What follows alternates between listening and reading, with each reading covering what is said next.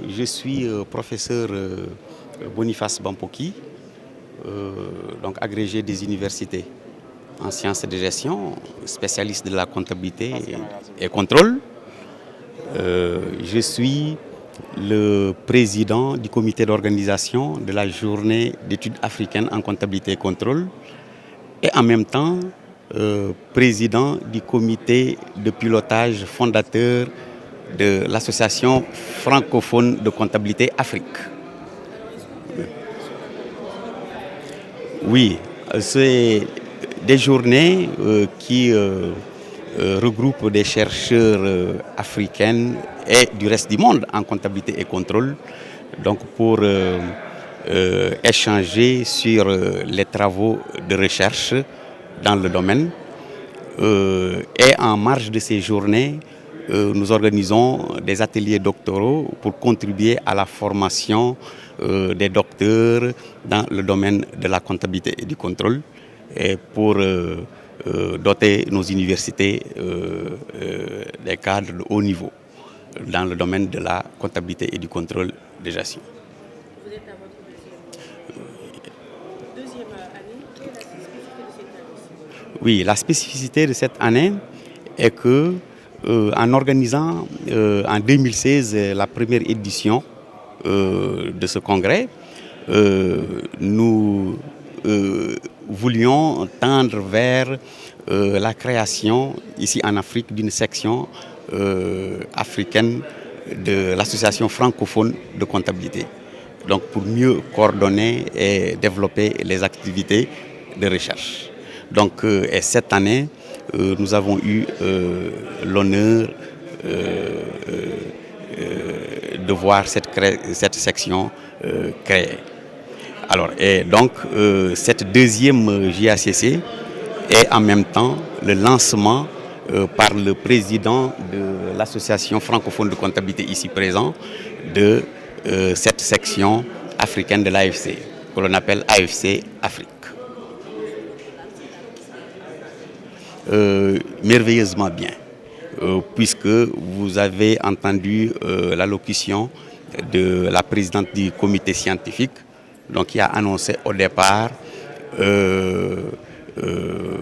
des propositions de communication de nombre extrêmement grand. Au départ, on a reçu 47 communications.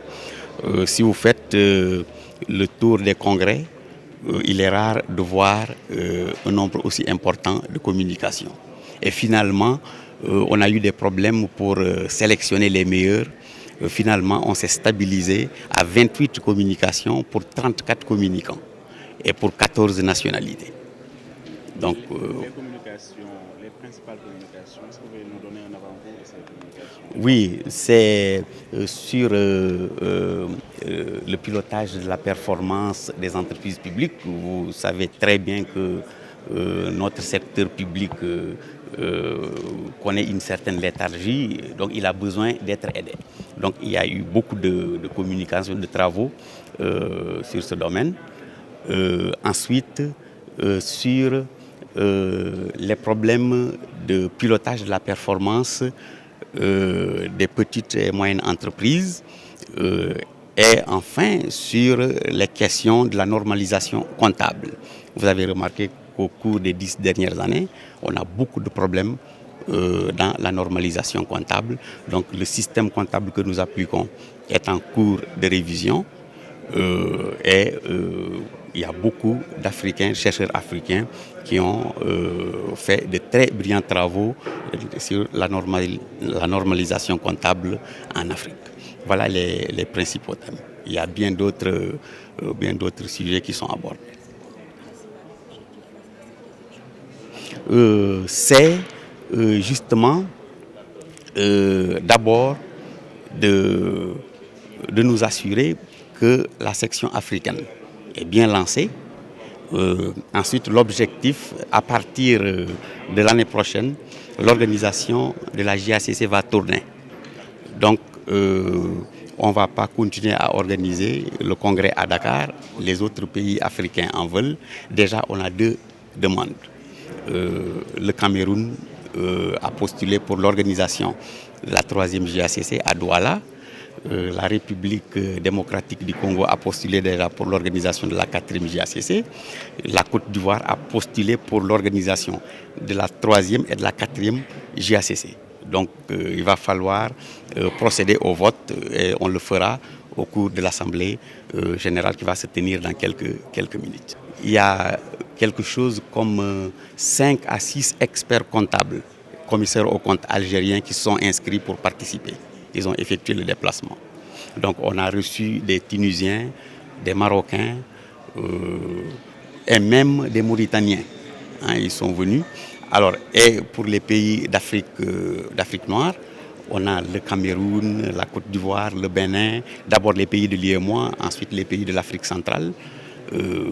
Donc, il y a, pour ce qui concerne les communications, il y a 14 pays, mais pour ce qui concerne les participants, on est autour d'une vingtaine de pays.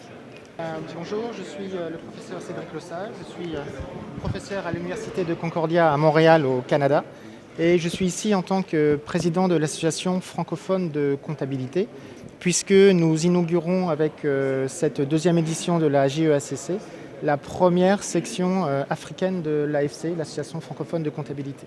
Vous attendez à quoi avec cette section africaine? L'objectif de cette création est d'encourager la recherche académique en sciences comptables, d'encourager le développement de l'enseignement supérieur en comptabilité et de promouvoir les carrières des jeunes chercheurs, enseignants-chercheurs en comptabilité dans tout l'espace africain. Donc, comme questions qui seront abordées, il a parlé tout à l'heure des finances publiques. Quel est le regard que vous portez aujourd'hui sur l'état des finances publiques, le secteur public au Sénégal?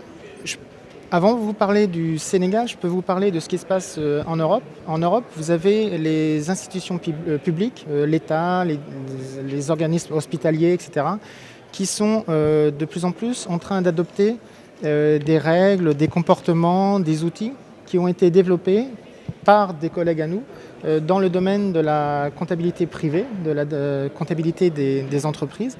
Et donc, ils sont en train de s'approprier ces outils et de les appliquer à la gestion des affaires étatiques. Je pense que ce phénomène est en œuvre un peu partout dans le monde entier.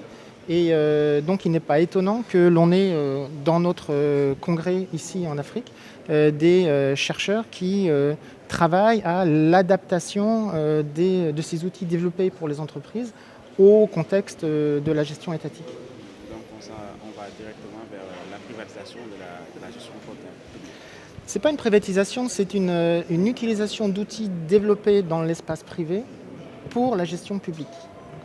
Donc ça n'a rien à voir avec le statut même de l'hôpital. Par exemple, l'hôpital ne sera pas privatisé, mais les outils qu'ils vont de plus en plus utiliser sont des outils qui auront été développés préalablement par des entreprises, par des académiques, pour être appliqués d'abord et avant tout par les entreprises.